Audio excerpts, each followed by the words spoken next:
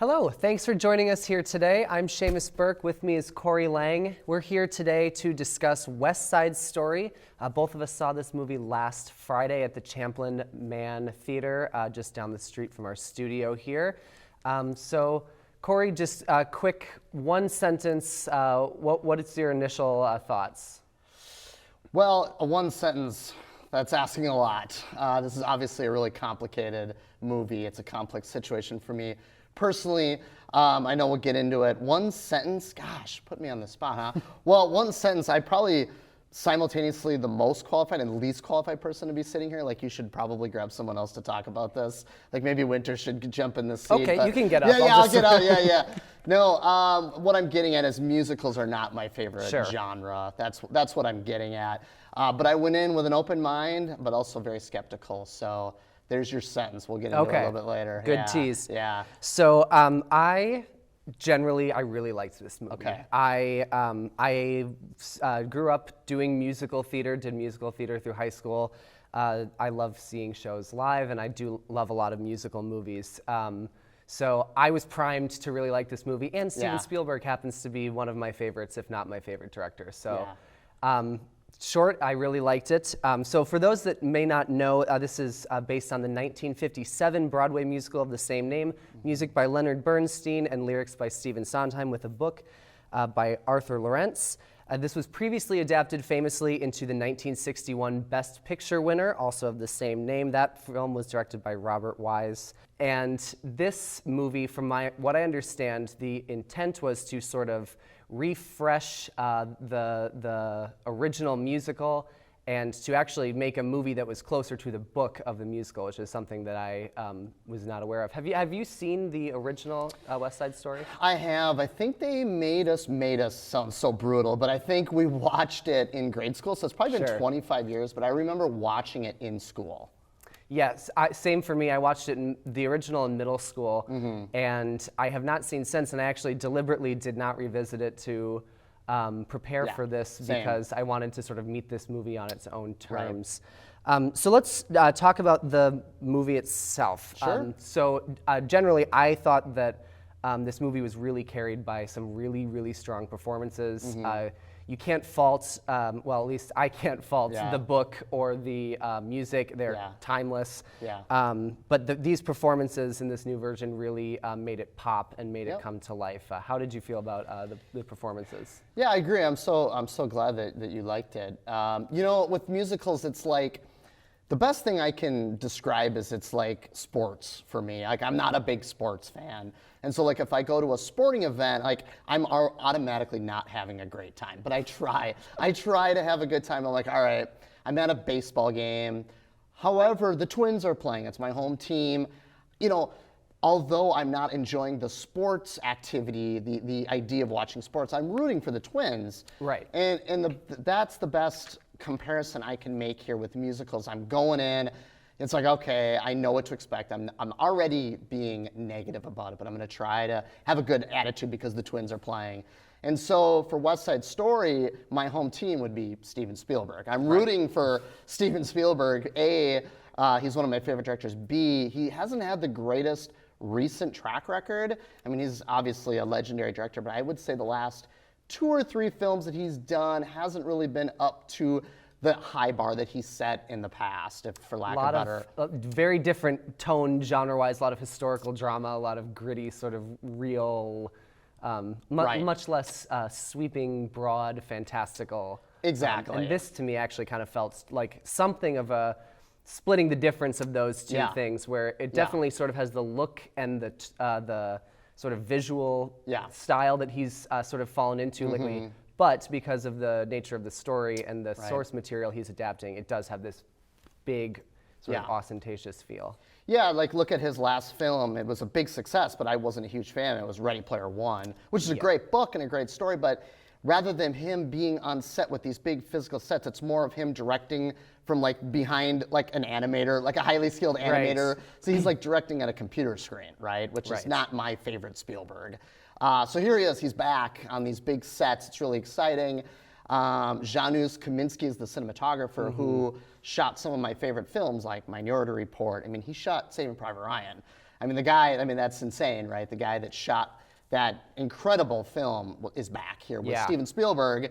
Big physical sets, big choreography. It was really exciting to see Spielberg back shooting on all cylinders. And it looked absolutely beautiful too. And I said this to you sarcastically the other day. This Spielberg guy seems like he knows what he's doing. The movie looks incredible. There are some. I'll throw some screenshots in here. There's just some incredible shots. The use of color, in particular, in the sequence in the gymnasium at the school dance was incredible. The Jets are all in blue, and the Sharks are all in red. And what I noticed was that Tony and Maria, Tony's played by Ansel Elgort, Maria played by first-time film actress Rachel Zegler. Right. Tony is wearing white with a navy blue blazer, and Maria is wearing white with a red belt. And so they sort of have this symbolic link to their respective camps. Right. However, they're both wearing this white that totally sets them apart from everyone else in the room. There's great stuff like that throughout, use of color, use of the camera. That's something that I look for in a musical movie. It can be difficult to go from the stage to film because you're expected to bring something different. Otherwise, why wouldn't you just tape a Broadway play or go see a Broadway play? And you lose that live audience feel, so you have to make up for it, I think, with impressive cinematography and really using the medium of film to its full advantage. And I thought Spielberg made very good use of the medium and of the genre to bring, like I said, new life into a classic for 60 plus odd years. Yeah. No, I completely agree, and you nailed it.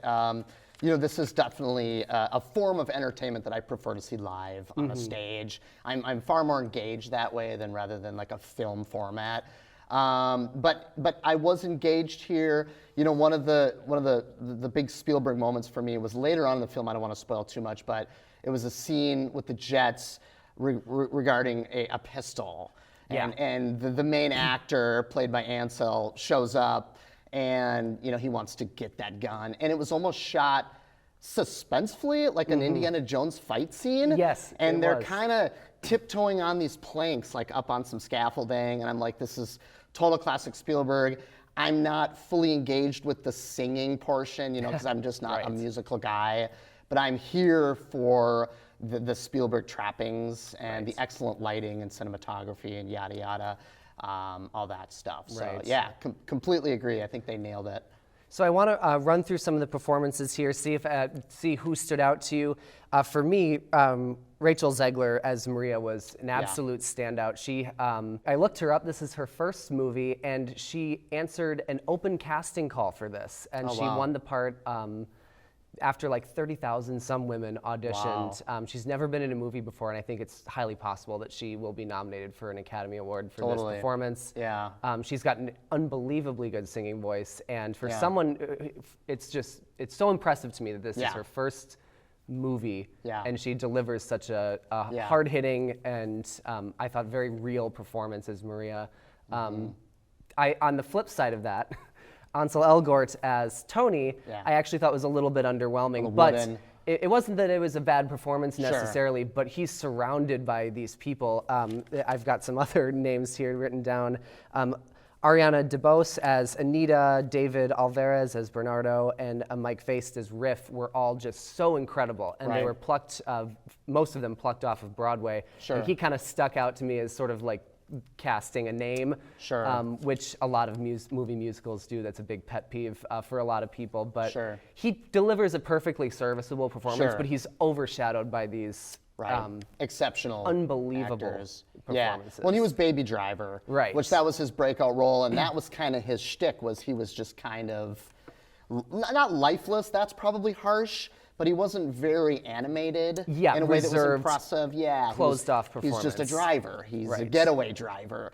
But here, I mean, so just to back up a little bit, I you know, to be an actor that is attractive and can sing, but also act, that's a big ask. You know, imagine casting a movie like this, where you're trying to get a group of people that are, And I'm not saying that every actor is beautiful and has to be beautiful. That's certainly not the case. But in this situation, most of the actors are very pretty. They can sing very well. But a lot of them can act really well as well. But I do agree on Ansel Elgort. A little lifeless, maybe. That might be a little harsh, but nothing.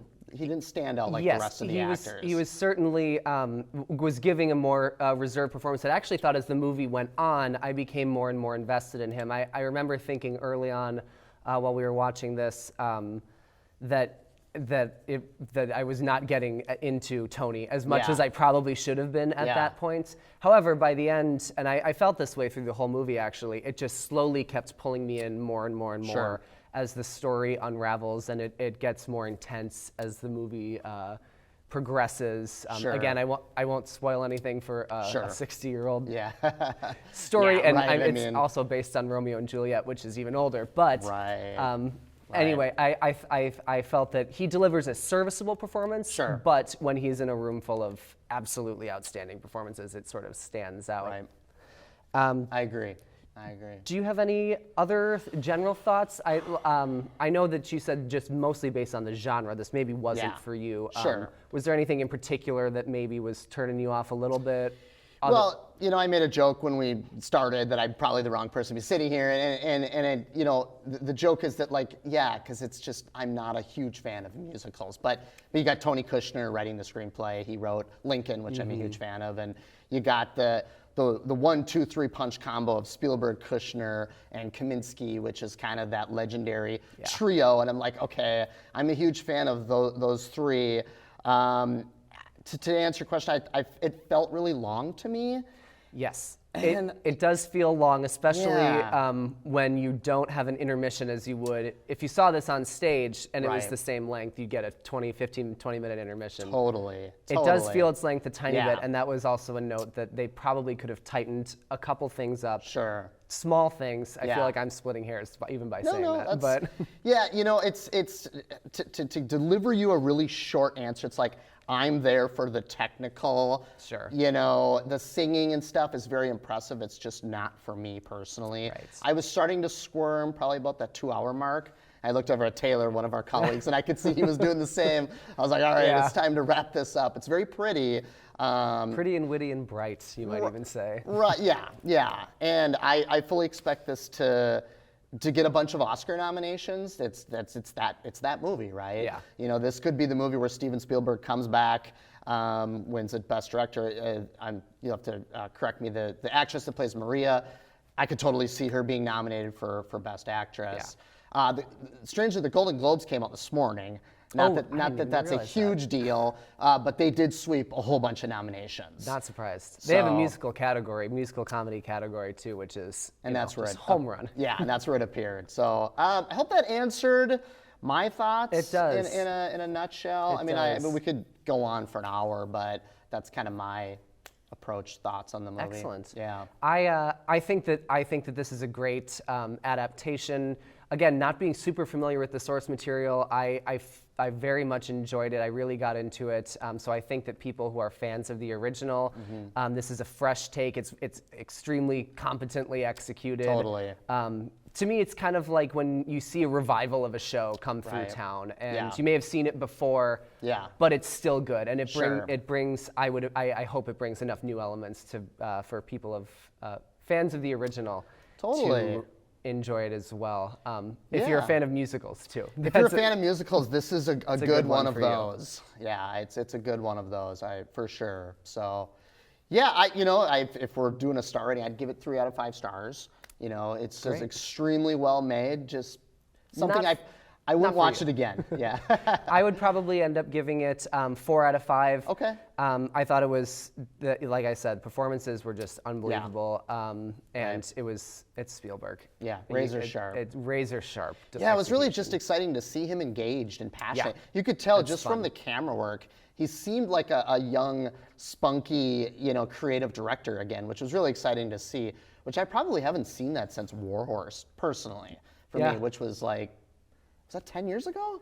I think so. 10 years ago, something like that. I mean, Lincoln was good, and there was a few other. The Post, I think, was in between there, but anyways. that's a topic for another day. It is. Yeah. Well, Cory, thank you so much for sitting down with me. I would like to, again, give a little shout out to the Champlin Man, where we saw this movie. Totally. They were a great help to us. So if you're in the Champlin, Anoka, in our member city area, check them out. They're wonderful. Hopefully we'll see you back here again soon. Until then, feel free to subscribe to our YouTube channel. That really helps keep our engagement up, and it lets you know whenever we've got a new video. So thank you very much, and we'll see you next time.